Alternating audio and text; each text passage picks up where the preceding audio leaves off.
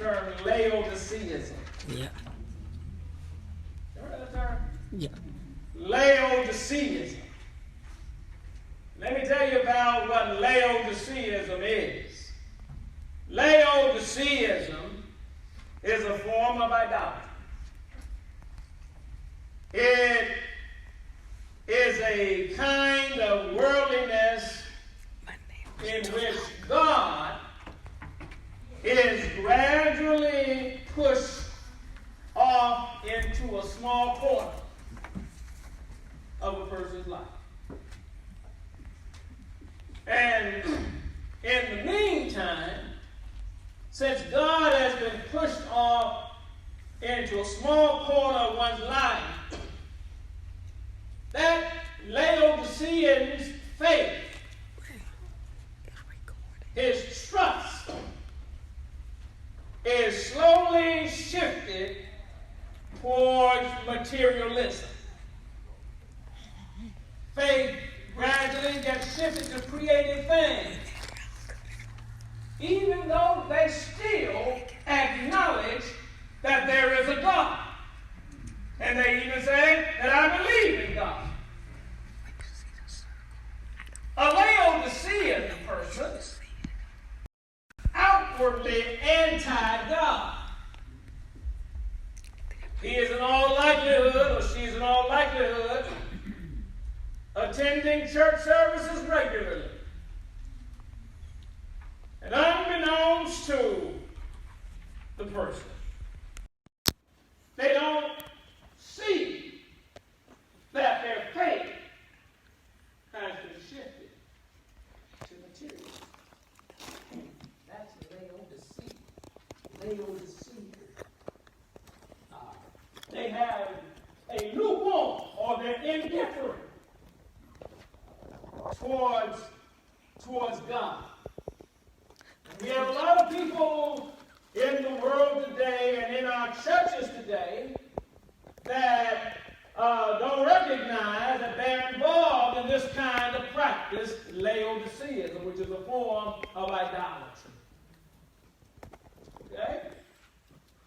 And so what we want to do today is to take you back into the Bible and look at certain texts. And you're going to see, if you look at the outline, there are three particular texts that we're going to look at today. Amos chapter 3, and then there may be a couple of other passages from Amos that we'll look at. Then we'll look at Matthew chapter 6 and verse 19. And then we'll journey back to Luke chapter 12. As we talk about how do we view our things. And I want you, when you go home, analyze or look at what you have. Look at your things. And apply what we are teaching today for your situation.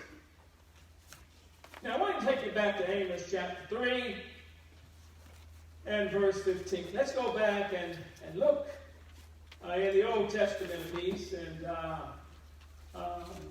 see if we can gather certain things that would be helpful for us to know. Amos chapter 3 and verse number 15, I think is what we want to look at. Y'all can find Amos. We ain't talking about famous Amos. We can find it in the Bible. All right. Amos chapter 3 and verse 15. And look at what it says here. Look what it says. I will destroy the winter house along with the summer house. The houses of ivory shall perish,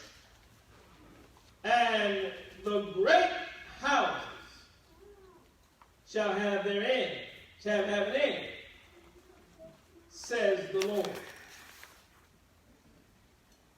Now, it's interesting that when you go back in time and look at these texts, and look at this text in particular, you have to understand that there were some people who, more than likely, who were well off.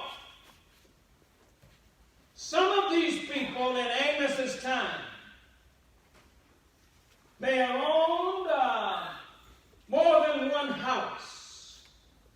Just like some folk today have a house, a place to stay in the summer, a place to stay in the winter. Some of these folk may have had more than one place to stay. I can dig that. I'd like to do some of that. You're going to have me a place to stay. I'd like to have me a place to stay in Alaska, especially in July and August. I can go there and stay. Yeah. Nice, cool weather there in Anchorage. How do I know? I've been there in July. It's very, very. But let's look at this thing here. Their homes must have been very luxurious. Somebody said, when you look at the text, the houses of ivory. It's interesting to see that apparently there was a usage of ivory, which is a very expensive material. Their homes, they were not completely made of ivory, but perhaps the woodwork was overlaid with some ivory. And ivory is a symbol of something that is very, very costly that only the wealthy back then could have. Some of those folk may have had so much money they didn't know what to do with it. See? Just like today, some folk got so much money they don't know what to do with it. These wealthy Israelites back in those days, they were blinded by their riches, thinking that God had prospered them for their righteousness. They ignored the terrible afflictions and oppressions that they inflicted the poor folk and the weak folk of their day, and for this God promises punishment. He promises punishment. And therefore Amos rebukes them, is inspired to give them some words of rebuke. Go back with me to Amos chapter 2 and verses 6 and verse 7. Look there for a moment. He says,